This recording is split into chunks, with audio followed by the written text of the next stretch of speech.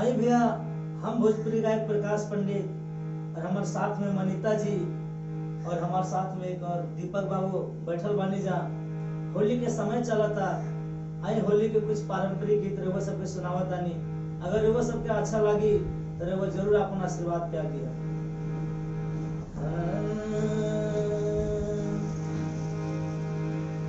पानिया लाले लाल ए गौरा हमारो के चाही।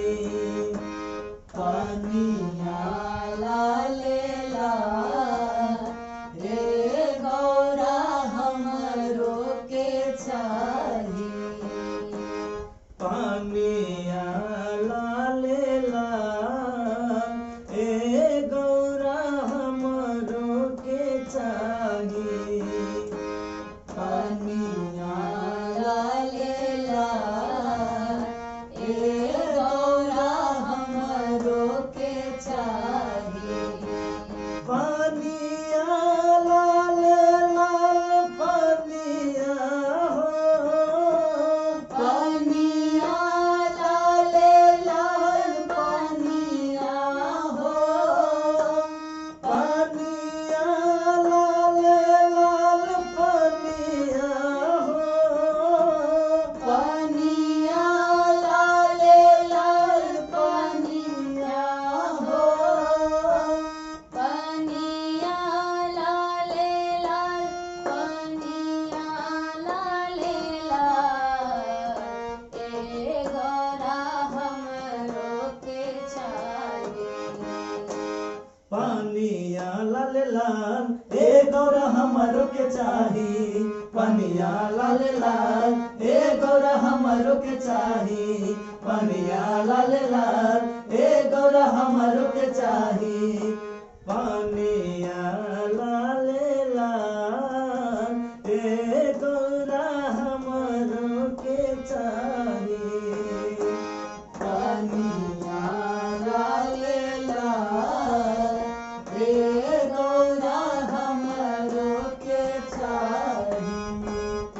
पानिया लाले लाल ए गौरा हमारो के चाही। पानिया लाले लाल ए गौरा हमरो के चाही।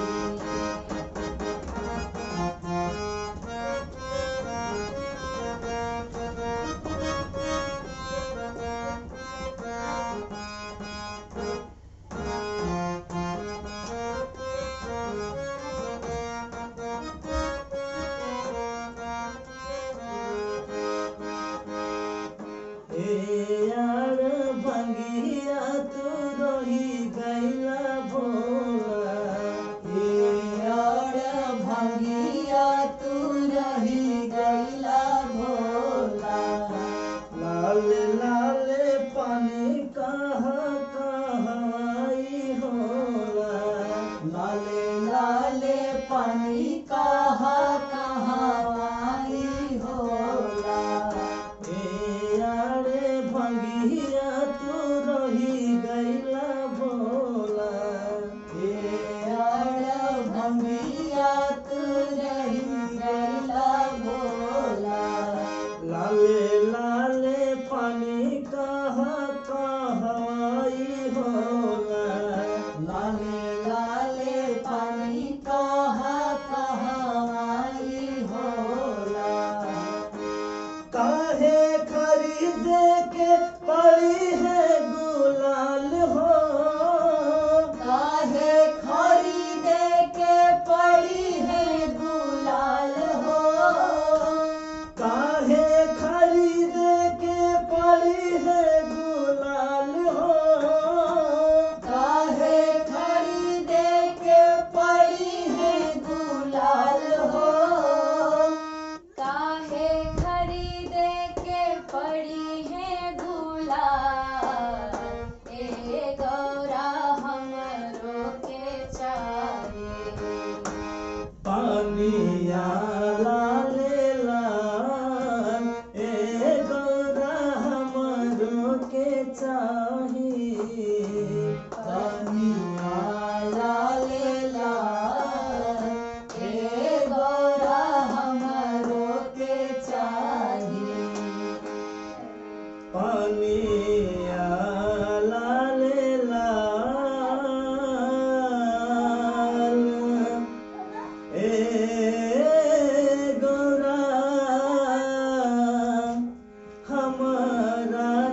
चाही। सभी के प्रणाम हम तीनों के तरफ से। जय हो।